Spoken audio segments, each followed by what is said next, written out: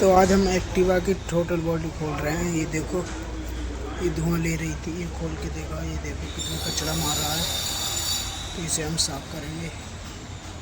ये गाइस हमने अंदर से भी खोल लिया, इसे क्लीन करके फिर आपको दिखाते हैं।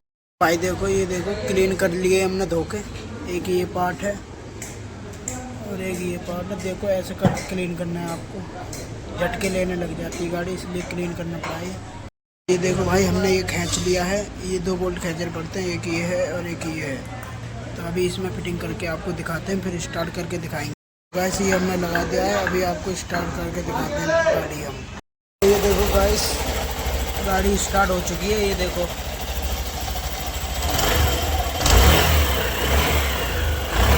रेस बहुत बढ़िया ले रही है गाड़ी। तो इसे सर्विस पे खोल कर ज़रूर साफ करें, हमने इसकी सर्विस की थी।